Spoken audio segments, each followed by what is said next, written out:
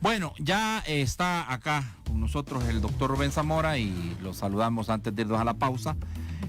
Doctor, por su experiencia, ¿qué tanto cree usted que progrese la solicitud de destitución que ha presentado el Partido Demócrata en el Congreso? Si la memoria no me falla, en el caso de la enmienda 25 de la Constitución de los Estados Unidos, tiene que ser a solicitud del vicepresidente de la República, en este caso el señor Pence, ¿verdad? Sí. ¿Es así, doctor? No, son dos cosas distintas. O sea, realmente en una situación como la que está el presidente Trump, y especialmente que está terminando su periodo, lo que le quedan son horas, ¿verdad? Prácticamente hay tres cosas que se pueden hacer. Uno es la enmienda, ir a la enmienda 25 de la Constitución de Estados Unidos, que permite que el vicepresidente, junto con la mayoría de los ministros, lleguen a la conclusión de que el presidente ya no puede seguir en el ejercicio de la presidencia y que por lo tanto tiene que ser destituido. Pero eso no termina ahí. El presidente puede irse al Congreso y decirle, no, mire, esto no es cierto, abra una causa, como quien dice, ¿verdad? Abra una investigación, ¿ya? O sea que no era muy rápido que se diga. La segunda alternativa que tiene es lo del impeachment, que se conoce como impeachment, que es el juicio al presidente. Es un juicio muy especial que lo hace básicamente el Congreso de los Estados Unidos, la Cámara Baja, o sea, los diputados, pero quien decide son los senadores. Va a votar, quienes votan si es inocente o culpable, es como quien dice la fiscalía, es la Cámara Baja y el juez es el Senado. Ese es el otro caso. Pero hay un tercero, que yo no sé por qué no, pero existe en la legislación norteamericana, y es que el Congreso de Estados Unidos puede tomar una resolución de considerar que una persona que ha cometido desafueros de carácter federal, o sea, políticos también, ¿verdad?, pueda perder su derecho de optar a cargo público por un periodo de tiempo. Entonces, esos son los tres instrumentos. Este último casi nunca, creo que nunca se ha utilizado. El último, doctor, es inhabilitarlo de manera provisional. ¿Cómo? De manera provisional. No lo inhabilita, sino que le impide que quiera ir a un cargo público. O sea, que termine su periodo, pero de ahí, por ejemplo, si le pone por 4 años, no puede optar a cargo público, entonces lo incapacita para poder ser candidato en la próxima elección, que en Estados Unidos son cada 4 años. O sea, eso es una cosa muy normal en los juicios de delitos. Usted ve en la legislación nuestra es tantos años de prisión, si es funcionario, ¿verdad? Si es funcionario, tantos años de prisión e inhabilitación para el ejercicio del cargo o para optar a cargo público también.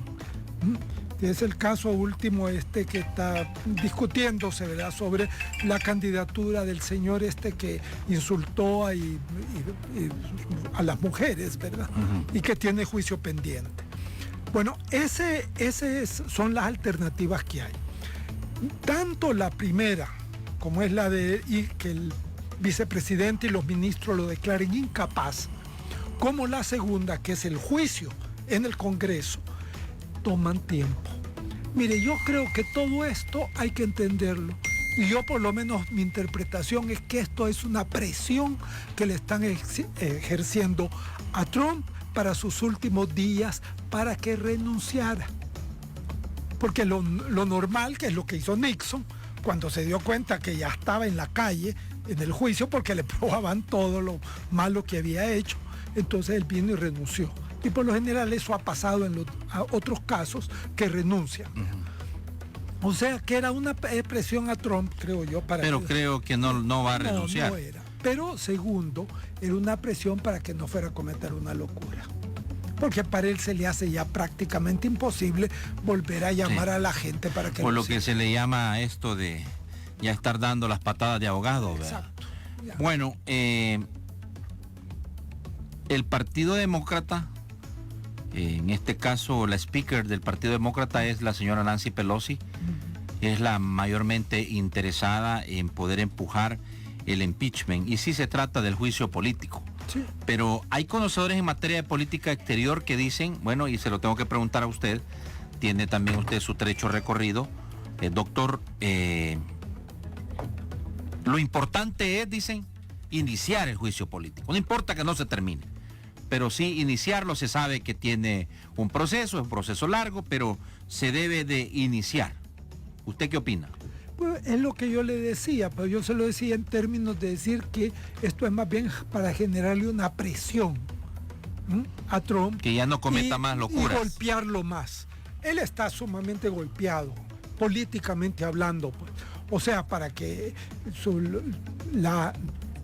de los 100 senadores que son, los que querían que se esperara todavía y que no se diera la última palabra de que el presidente era Biden, que lo hace el Congreso, ¿verdad? Y el Senado, o sea, las dos cámaras juntas, eso, ¿verdad? Fue horrible para Trump. Él tiene mayoría en el Senado. De los 100 senadores, 96 votaron que no, que había que hacer ya todo. ¿Ah? Y solo 4 lo apoyaron. Después de que se dieron los hechos de la toma violenta del Congreso. Eso es lo que cambió todo. Sí, pues. pero se decía que si no hubiese ocurrido ese episodio negativo de la intervención violenta del Senado, probablemente se hubiese ampliado una discusión alrededor del tema de lo que denunciaba el presidente de los Estados Unidos, que era la posibilidad de que haya existido en algunos estados fraude. ¿Usted lo comparte? Sí, ya no había caso. Es más, como el vicepresidente es el presidente del Senado. Sí, correcto. Ya, Pence. Y el presidente Trump le pidió que no fueran a abrir las certificaciones que manda cada estado, sí, diciendo quién es el ganador, ¿verdad? Y sino que abrieran para estudiar si había habido o no fraude. Y Pence, con muy buena norma, le dijo, pero yo no tengo ninguna autorización de ninguna ley para hacer tal. La actitud, último paso del proceso de elección, es por lo que pasaba hacía años. Acuérdense que Estados Unidos tiene ya más de 200 años de independencia.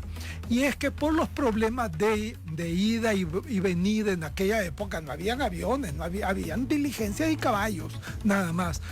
Y segundo, por lo débil que era la forma, el instrumento electoral en aquella época. Por ejemplo, le aparecían al Congreso 2 diferentes resultados de la elección en un solo estado. Entonces, por eso y estaban peleándose, y que uno decía, no, el mío es el bueno, y el otro decía, no, el mío es el bueno, ¿verdad? Por eso, entonces dijeron, bueno, entonces que el Congreso lo vea por último. Ya. Hoy ya no, desde hace años, ya creo que más de 100 años, el Congreso eso es una ceremonia que hace. Sí. Como le entregue credenciales, pues, que ya todo el mundo se sabe quién es el canciller, el embajador y el presidente, y solo es de darse un papel. Ya, ese carácter es lo que tiene ahora en la enmienda 15, porque era para evitar cosas que pasaron hace más de 100 años. ¿Ves? Sí, pero de todas maneras, como el último en certificar los resultados es el Congreso, sí, prácticamente ya es un mero trámite. Hoy lo que estaba presionando el presidente Donald Trump a su vicepresidente era que no permitiera que se llevara a cabo ese acto. Exacto. Antes ya había presionado vía telefónica al gobernador de Georgia para que le consiguiera los... Que eso es delito. Ahí cometió delito el presidente. Pretender cambiar por medios no correctos la votación, eso allá en Estados Unidos y aquí en El Salvador es delito y es grave, e inhabilita al que lo hace por no sé cuánto tiempo en todas partes del mundo. Por eso voy a la pregunta. Vaya, probablemente el presidente de los Estados Unidos, doctor, termine el periodo ya le quedan horas. Vaya, y se llega el 20. Ya dijo que no va a ir a la toma de protesta constitucional de Joe Biden. ¿Qué va a pasar con el futuro político y jurídico del presidente Donald Trump desde su juicio de valor? Seguro que se le vienen demandas. Yo creo que sí, que le van a venir. El único que no lo va a demandar, porque ya lo dijo claramente, es el presidente electo. Él dijo: yo soy un presidente para tratar de unir el país y no de dividirlo. Por lo tanto, yo no voy a hacer uso de la presidencia, aunque se le puede poner delito, ¿verdad? Pero yo no lo voy a hacer porque mi papel como presidente, y eso ha insistido él mucho de todo esto, ¿verdad? En sus últimos discursos, eso es una idea central. Hay que romper la polarización y el odio en la política norteamericana. Entonces, claro, muy difícilmente... De la que acusan infundó Donald Trump. Donald Trump la excedió enormemente. Bueno, aunque hay que decir una cosa, doctor Zamora, no es que sea un presidente impopular Donald Trump. No, por eso. Sí, tuvo un 48% de aceptación o de respaldo en la votación, sí, que lo que sucede es que votaron más por Biden. Claro, entonces, pero sí los Estados Unidos, se puede decir half and half, como hablan ellos, es un país que está en este momento dividido. Está dividido por mitad, pero yo creo que una de las cosas que más va a ayudar es precisamente lo que hicieron los señores estos de las masas la masa de Trump, de meterse al Congreso. Porque, mire, mucha gente apoyaba al presidente Trump. ¿Por qué?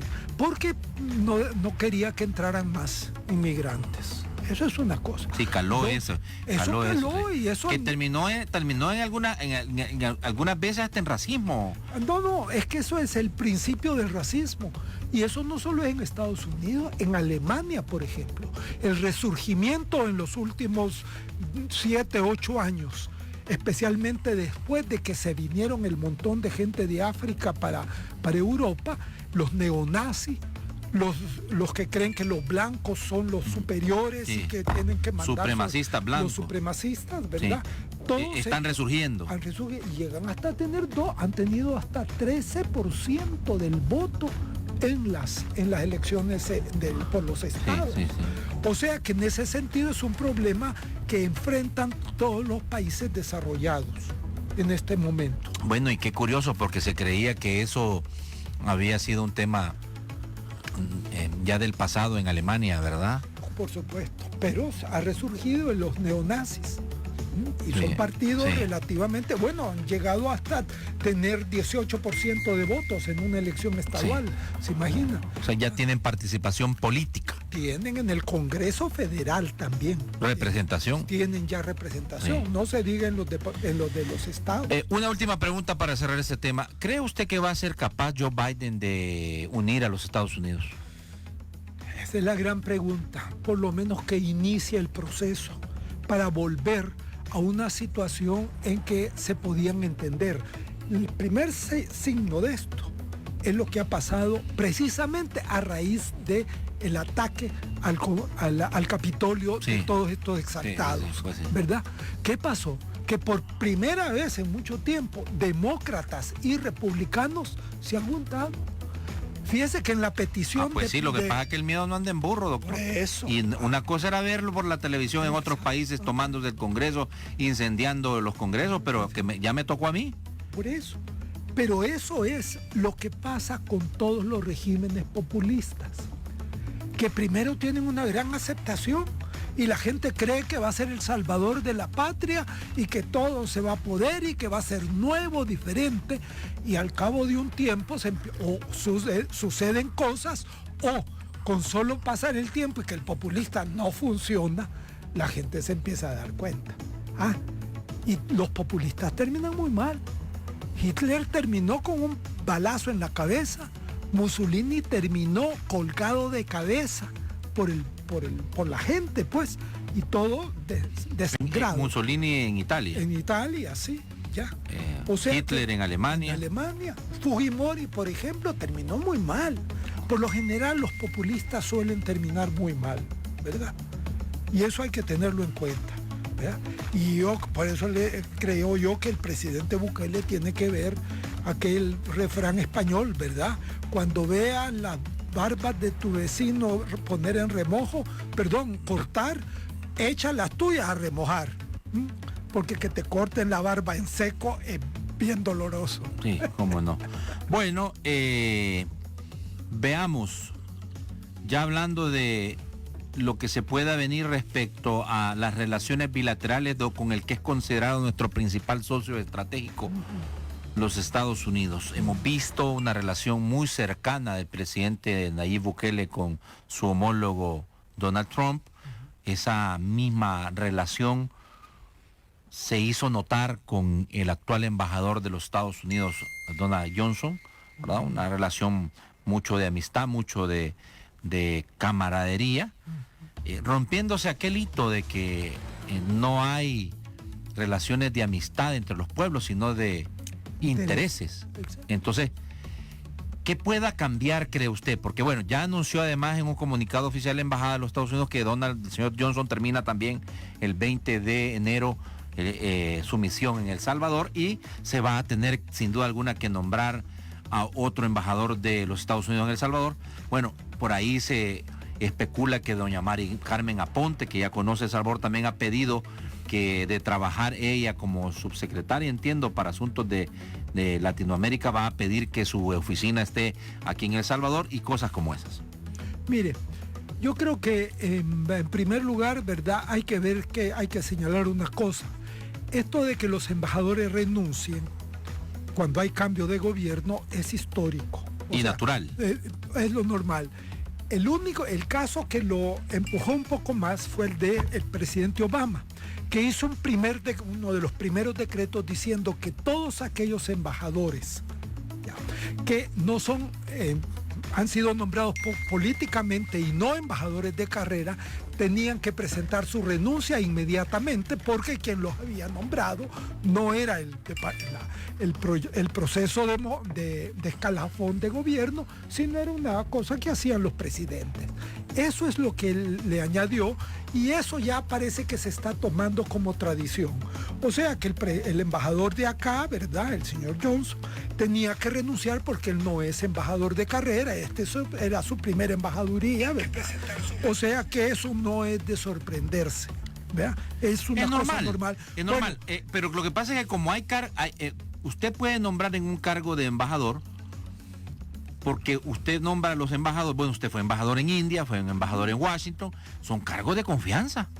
Y se nombran de manera política, o puede nombrar un embajador de carrera. Sí. En este caso, Donald Trump se decantó por darle más el espacio a una persona de su confianza y lo nombra de manera política.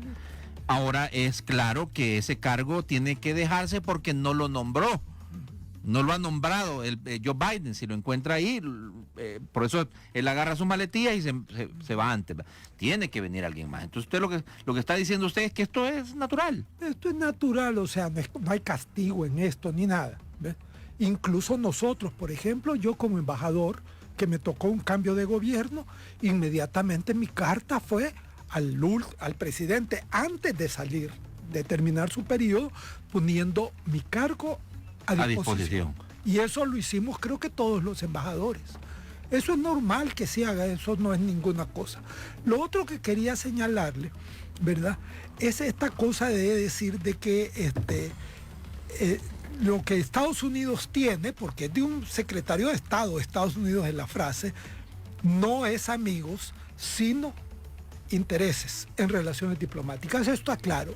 Y él lo dijo reflejando lo que realmente en el fondo es. ¿Por qué? Porque la relación diplomática de El Salvador tiene que ser guiada. ¿Por qué? Por el interés nacional. ¿Ya? Es el interés nacional el que nos lleva a la relación con otros países, y de ellos con nosotros son sus intereses. Y la diplomacia está entonces en el sentido de hacer coincidentes. En el caso de Trump, como él abanda esto de que se unan varios países en la parte diplomática, ¿verdad? Y él quería bilateralismo. Él mandaba y el otro obedecía, ¿verdad? Su pleito era con China, punto. Y él hacía pleitos con China y no le importaba a nadie más. Esa era su política. Entonces, eso se lo ha aplicado a El Salvador. ¿Qué le interesa a El Salvador a Trump, por ejemplo? Una sola cosa: migración. Eso es todo lo que le interesa. Y cuando encontró un presidente que frente a esa petición se hincó, porque Bukele se ha hincado frente al gobierno de Trump, se ha negado, por ejemplo, nos ha insultado. Yo tengo escritas en mis papeles 7 insultos, ya sea al Salvador, a los salvadoreños o a los centroamericanos. 7. En 7 momentos diferentes. Uno incluso que está registrado, que es decir, que la gran mayoría de los migrantes que van a Estados Unidos son miembros de la 18, de la pandilla 18, por ejemplo.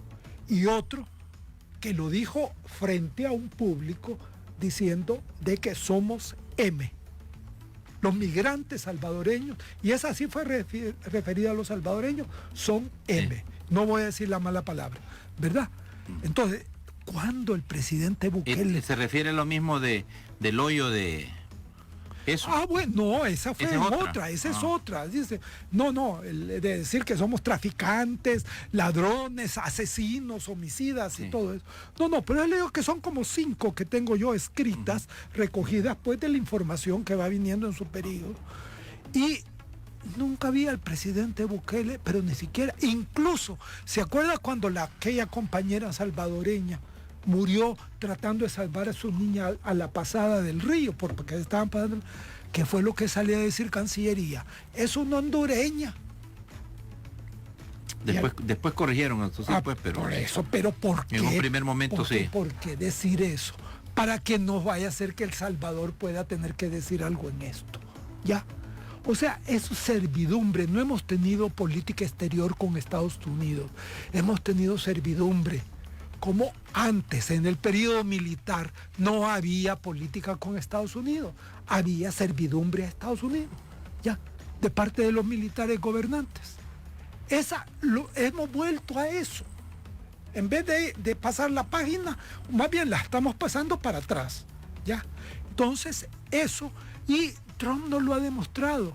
¿Cuándo vino aquí? Si era El Salvador su gran amigo, su gran hermano, ni nos volvió a ver.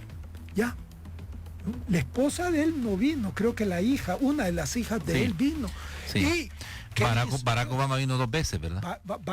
Obama vino dos veces, sí. Y los anteriores habían venido una varios, vez. Ya sea en reunión en Costa Rica o en cualquier déjeme ver, George W. Bush llegó a Guatemala. En Guatemala yo estuve dándole cobertura a la Guatemala, sí. O a Costa Rica llegaban, o sea, para todos. Pero venían a la región. Venían a la región, sí. Ni la volteó a ver. Sí. Bill Clinton vino al Salvador. Bill Clinton fue. Bueno, ese era demócrata. Sí. Vea, Bill Clinton vino. Sí. Vea, en tiempo de... No, quien vino fue la esposa. Él vino también. Pues sí, pero yo me acordaba de la venida de la esposa. Sí, porque No, Bill Clinton sí estuvo en el país, sí. También Barack Obama 2 veces. George W. Bush estuvo en Guatemala. Sí. Creo que también Costa Rica visitó para una cumbre. Y, o sea, presidentes que veían la importancia de tener ese vínculo, esa relación con la región centroamericana. Sí. Pero encima de eso, nos congeló la ayuda cooperativa de Estados Unidos, todos los proyectos de la agencia norteamericana del aire, ¿verdad? Están congelados. ¿Por qué? Porque pasaron el dinero a Venezuela para el próximo año, ¿ya? Y hoy por último, pues eso ya es pecado de los demócratas, ¿verdad? Le cortó dinero a la ayuda militar a Salvador. Y eso, y el presidente lo firmó. Pero hablando, doctor, hablando las cosas como son, de todas estas decisiones que ha tomado el Congreso, la última de reducir la ayuda para militar, el tema de la ayuda también del pueblo de los Estados Unidos hacia la región, porque se la van a dar a Venezuela, ¿eso es responsabilidad del gobierno o son decisiones soberanas de los Estados Unidos? Son decisiones soberanas de Estados Unidos, pero eso no se le hace a un gobierno con el que se tiene muy buenas relaciones. Es que el problema es, mire, si usted tiene un empleado, usted tiene que tratarlo de una determinada manera, pero si no es su empleado, sino que es su esclavo, como era antes, usted es una cosa para usted le puede hacer lo que quiera, a venderlo, matarlo, y no pasa nada. Así era en tiempo de los romanos, o en tiempo de Estados Unidos en el sur, ¿verdad? Entonces, eso es el punto.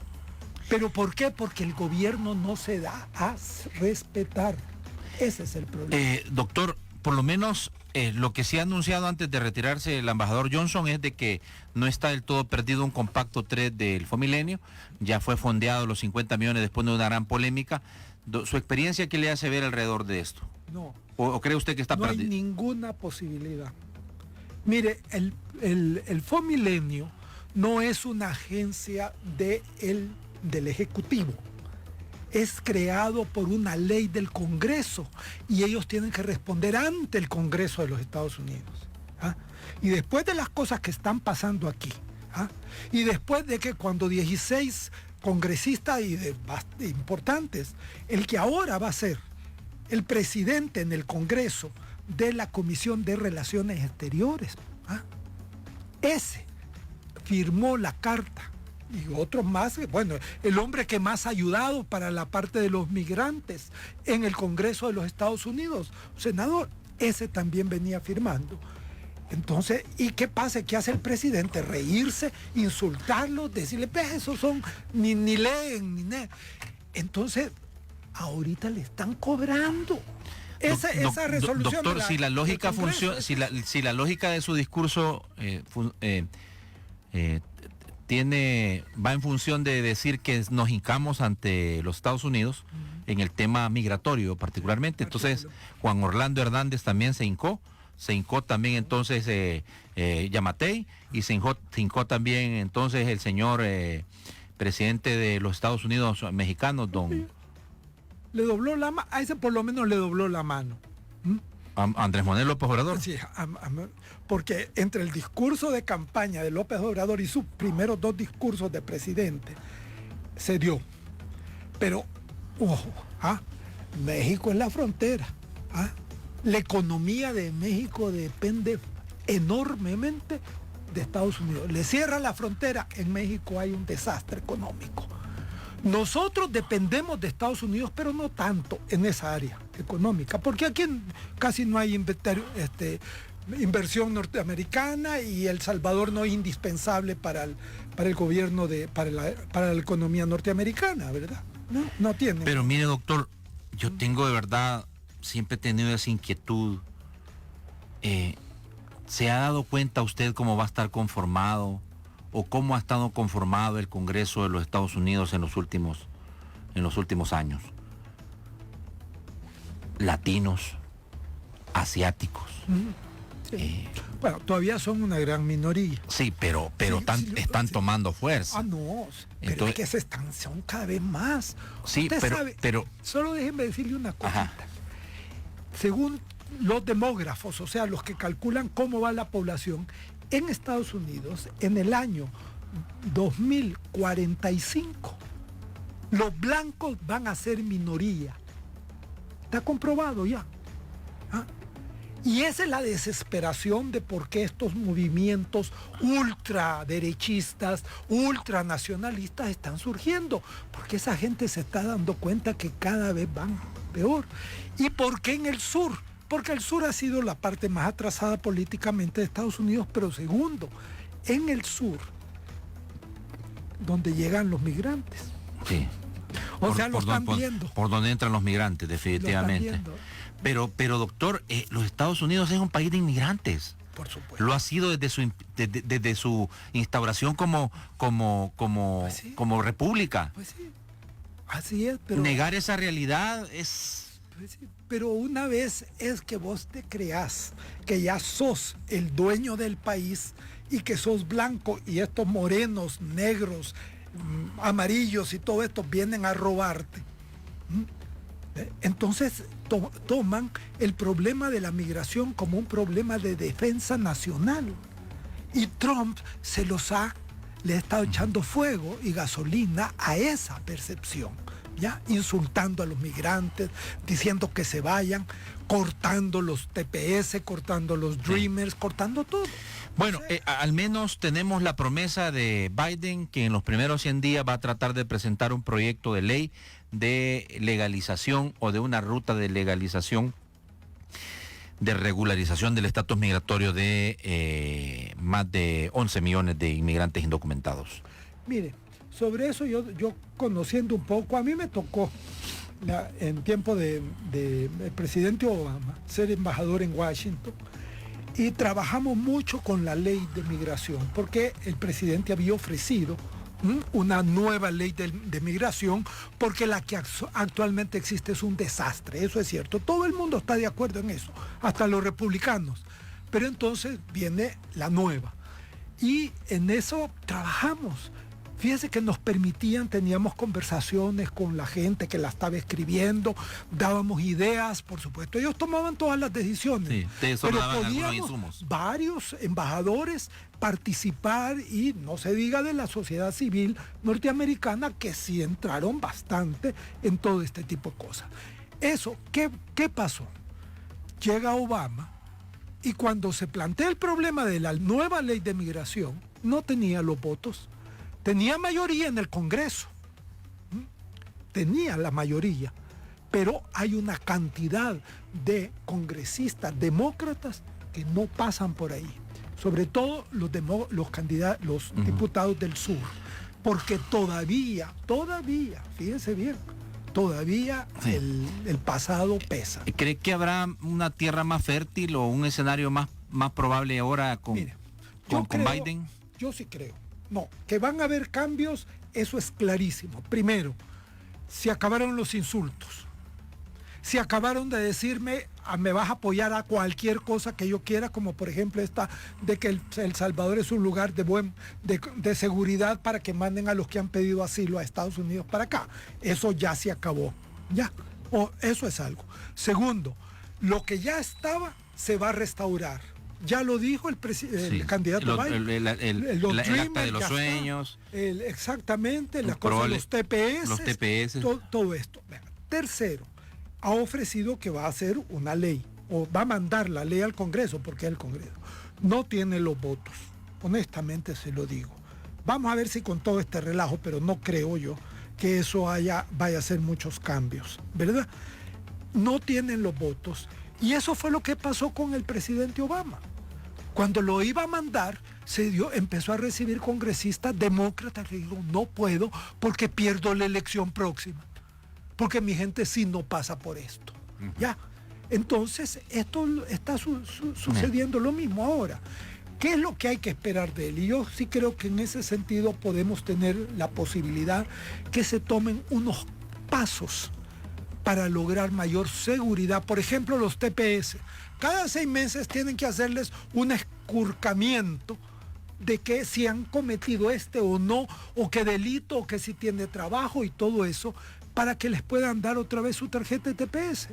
Hombre, probablemente lo que hay que buscarlo primero es la modificación a la ley que había, porque hay una ley especial que se aprobó, pero que tenía un plazo para darse. Entonces, si se le quita el plazo a esa ley, que es una frasecita, entonces, que es el que prohíbe que usen los años de TPS o de otros para poder tener ciudadanía, ¿verdad? Esa clausulita, si se quita, ahí se abre una puerta muy grande, muy importante, aunque se haga pues un procedimiento como debe de hacerse. Pues. Pero tenemos esta gente, los TPS tienen 20 años de vivir en Estados Unidos, de trabajar ahí, de mandar su dinerito para El Salvador y de que sus hijos crezcan si son muchachos de universidad en este momento ya, pues. Entonces es una injusticia humana y se los ha dicho desde el Papa hasta no sé quién más, que se estén con estas cosas.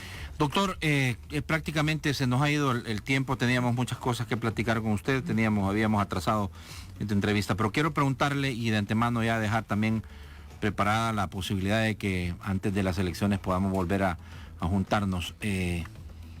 desde el punto de vista político y electoral, y con 7 encuestas que le están dando a usted ya una proyección, una tendencia, ¿usted cree que está la suerte echada el próximo 28 de febrero de 2021?